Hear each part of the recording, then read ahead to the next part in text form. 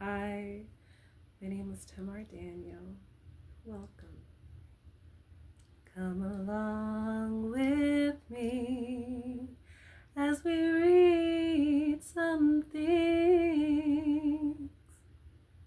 A Princess of Mars by Edgar Rice Burroughs.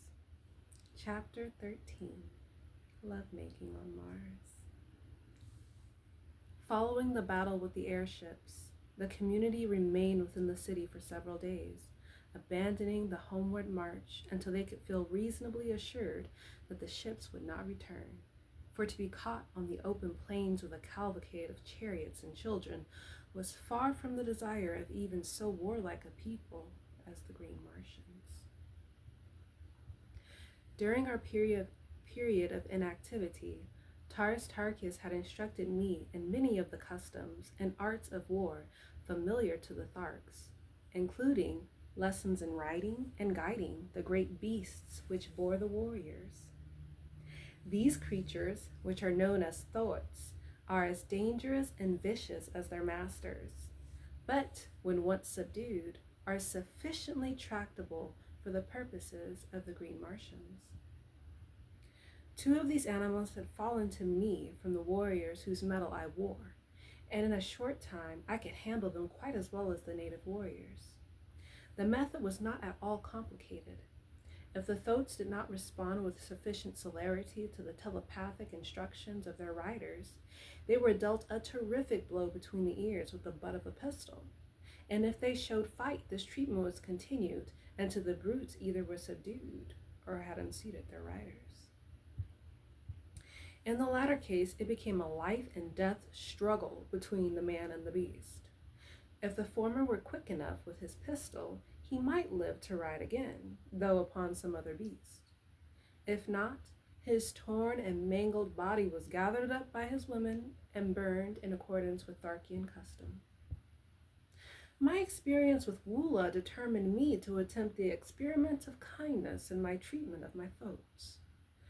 First, I taught them that they could not unseat me, and even rapped them sharply between the ears to impress upon them my authority and mastery.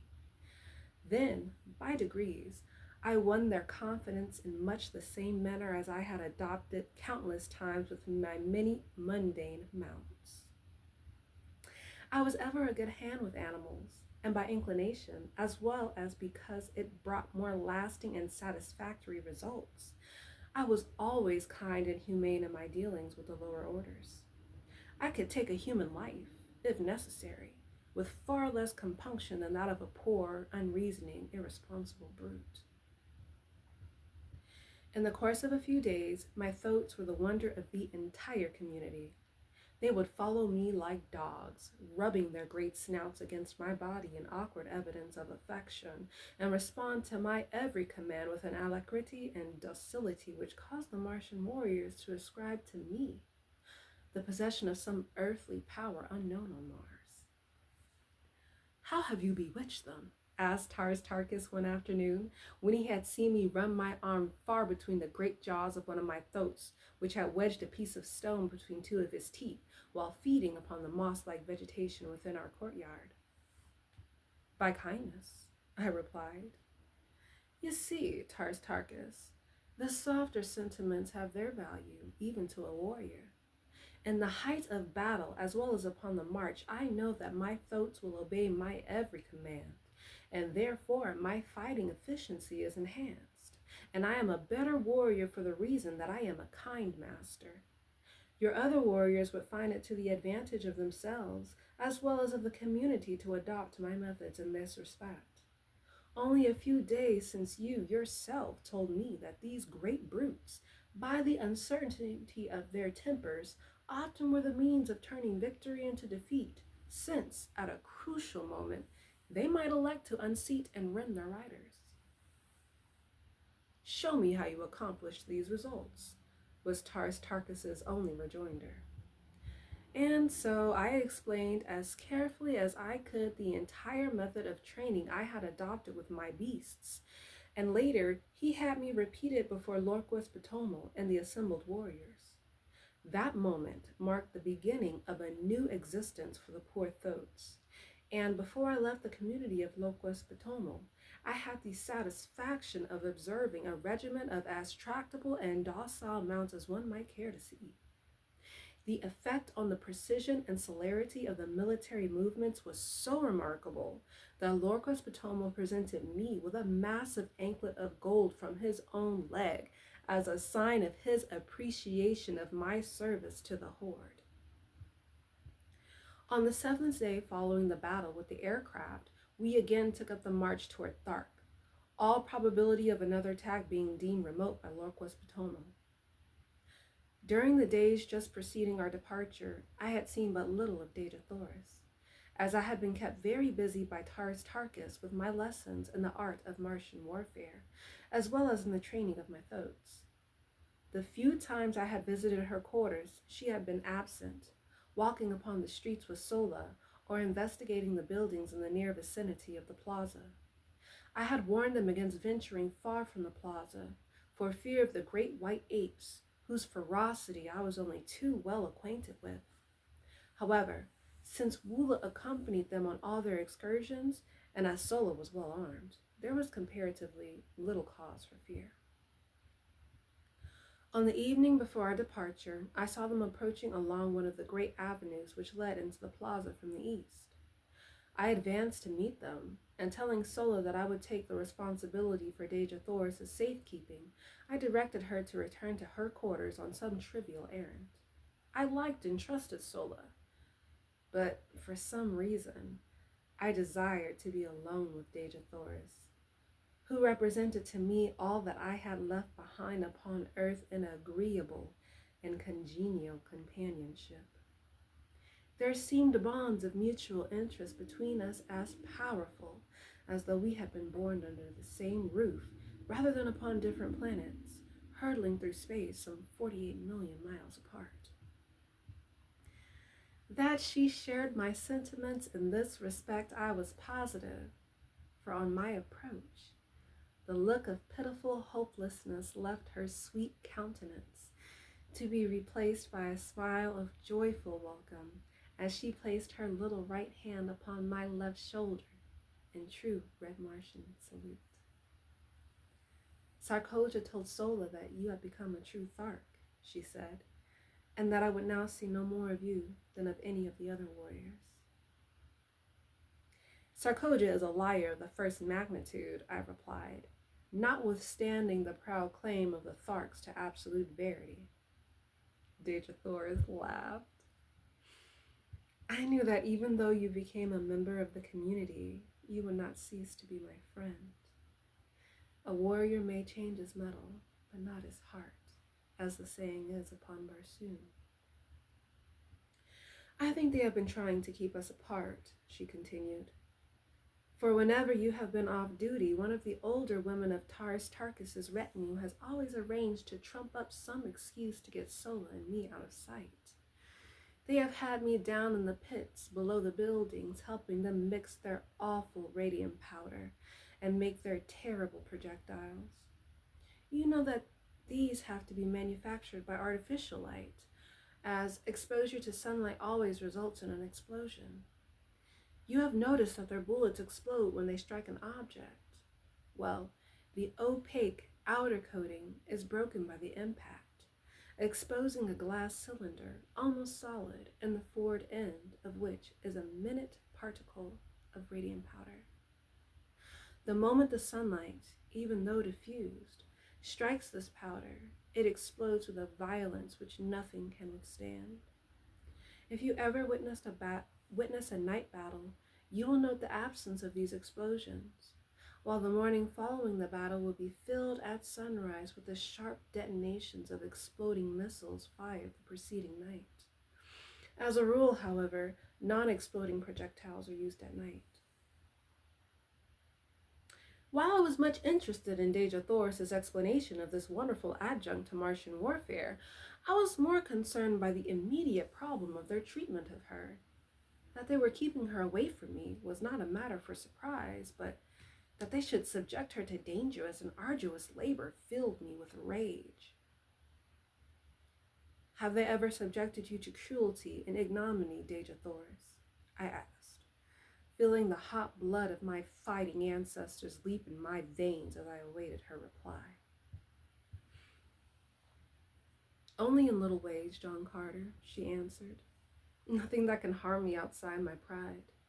They know that I am the daughter of 10,000 Jedaks, that I trace my ancestry straight back without a break to the builder of the first great waterway, and they, who do not even know their own mothers, are jealous of me. At heart, they hate their horrid fates, and so wreak their poor spite on me who stand for everything they have not, and for all they most crave and never can attain. Let us pity them, my chieftain. For even though we die at their hands, we can afford them pity, since we are greater than they, and they know it." Had I known the significance of those words, my chieftain, as applied by a red Martian woman to a man, I should have had the surprise of my life. But I did not know at that time, nor for many months thereafter. Yet I still had much to learn upon Barsoom.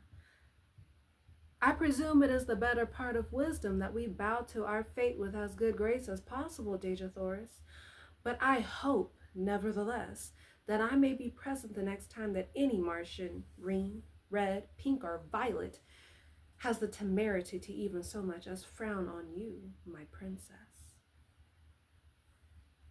Dejathoris caught her breath at my last words, and gazed upon me with dilated eyes and quickening breath, and then, with an odd little laugh, which brought roguish dimples to the corners of her mouth, she shook her head and cried, "What a child!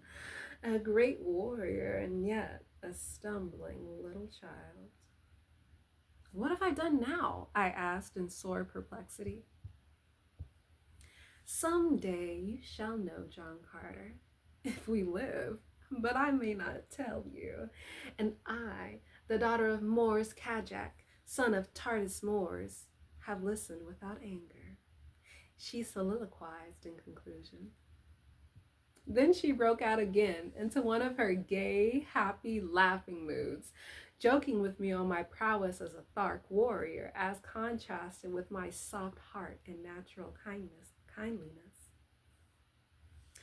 "I presume that should you accidentally wound an enemy, you would take him home and nurse him back to health," she laughed. "That is precisely what we do on Earth," I answered, "at least among civilized men." This made her laugh again. She could not understand it, for, with all her tenderness and womanly sweetness, she was still a Martian. And to a Martian, the only good enemy is a dead enemy. For every dead foeman means so much more to divide between those who live. I was very curious to know what I had said or done to cause her so much perturbation a moment before, and so I continued to importune her to enlighten me. "No," she exclaimed, "it is enough that you have said it and that I have listened. And when you learn, John Carter, and if I be dead, as likely I shall be ere the further moon has circled Barsoom another 12 times, remember that I listened and that I smiled." It was all Greek to me, but the more I begged her to explain, the more positive became her denials of my request. And so, in very hopelessness, I desisted. Day had now given way to night, and as we wandered along the great avenue lighted by the 2 moons of Barsoom, and with Earth looking down upon us out of her luminous green eye, it seemed that we were alone in the universe, and I, at least, was content that it should be so. The chill of the Martian night was upon us, and removing my silks, I threw them across the shoulders of Dejathoris. As my arm rested for an instant upon her, I felt a thrill pass through every fiber of my being, such as contact with no other mortal had even produced. And it seemed to me that she had leaned slightly toward me, But of that I was not sure. Only I knew that as my arm rested there across her shoulders, longer than the act of adjusting the silk required, she did not draw away, nor did she speak. And so, in silence, we walked the surface of a dying world, but in the breast of one of us at least had been born that which is ever oldest, yet ever new. I loved Dejah Thoris. The touch of my arm upon her naked shoulder had spoken to me in words I would not mistake. And I knew that I had loved her since the first moment that my eyes had met hers, that first time in the plaza of the dead city of Korat. So ends chapter 13, Lovemaking on Mars. Thank you for reading with me. A Princess of Mars by Edgar Rice Burroughs. Chapter 13, Lovemaking on Mars. Chapter 13, Lovemaking on Mars.